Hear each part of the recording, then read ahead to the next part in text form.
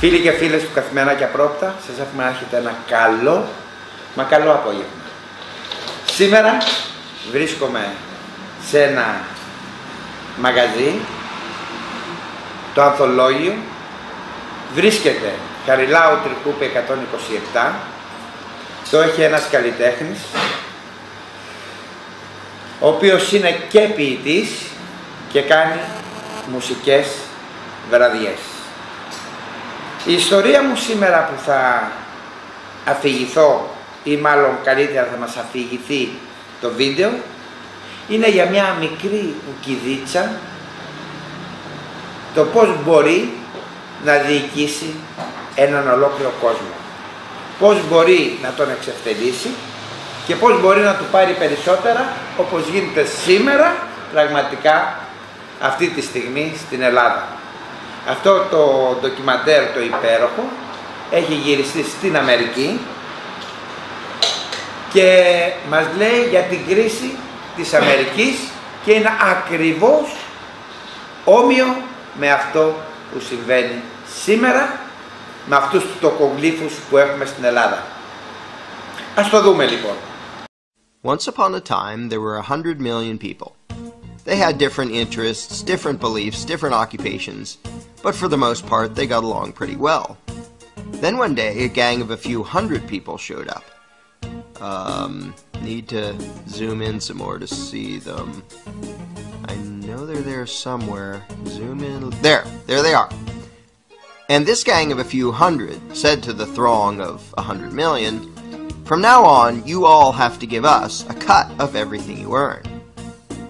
This is an accurate graphical comparison between the number of American taxpayers and the number of U.S. congressmen. And the throng said, "Gosh, do we have to give you a cut of what we earn?" And the gang of a few hundred said, "Yes, you have to." And the throng said, "Well, okay, I guess we have to." And one little troublemaker asked, "What if we don't?" The gang of a few hundred didn't like this and said, "If you do not comply, we shall unleash upon you our legions of enforcers." And the throng cried, "Oh no, please don't. We will comply, we will pay." This is an accurate graphical comparison between the number of American taxpayers and the total number of IRS employees. Time went by and the gang of a few hundred said, "Now we want more of what you earn." And this kept happening over and over again, until eventually some of the throng were paying almost half of what they earned to the gang. Whenever the gang demanded more, the throng would say, "Golly, we're already having a tough time. Do we really need to give you even more?" And the gang always said, "Yes, you must, or we shall unleash our legion of enforcers." Now the gang of a few hundred was getting trillions of dollars every year, spending it on wars and pyramid schemes, giving away goodies to their friends, buying influence, and doing lots of other things. And some of the throng started saying, "We don't really like the war you're waging with the money we give you. Do we really have to be paying for that?" And the gang said, "Yes, we demand it. Don't make us send out our legion of enforcers." And some of the throng said, "You're taking our money and giving it to huge corporations and giant banks, and some people who just don't want to work. A lot of these things we don't like." And the gang said, "We don't care. We will decide how to spend it. You just do as you're told, or else." And the throng said, "Okay, I guess we have to." But eventually the throng got so fed up, so angry, that they took a drastic step. One day they said to the gang, "We don't like what you're doing. We want a new gang." And after pouring a huge amount of time and money into the effort, they replaced the gang with a new gang. Then the throng pleaded with the new gang, "Now, at long last, can we keep our own money, or at least keep more of it?" And the new gang said, "Sorry, but after much discussion, we've decided that you can't. You have to keep giving us what you've been giving, in fact, a little bit more than before." The throng was distraught and said, "This is dreadful. But after all, what choice do we have? I mean, they say we must comply, and they have that scary legion of enforcers." we're powerless against them. We'd better just do as we're told. So they did as they were told, got poorer and poorer, and lived miserably ever after. But after all, what else could they have done? What power could this throng possibly have compared to this gang of a few hundred and their enforcers?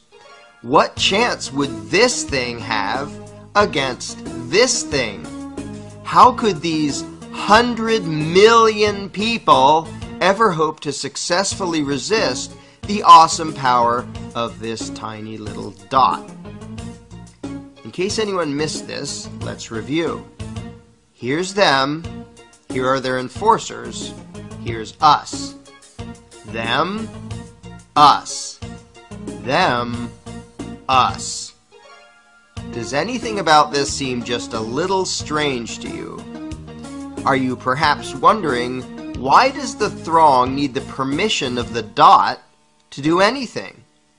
Why do these people feel the need to ask this tiny little dot if they can keep more of what they earn? Why would they spend year after year literally begging for lower taxes from this little dot? Is this dot just really darn intimidating? Is it very persuasive in its reasoning? To be blunt, why would this throng give a rodent's backside what this tiny little dot wanted?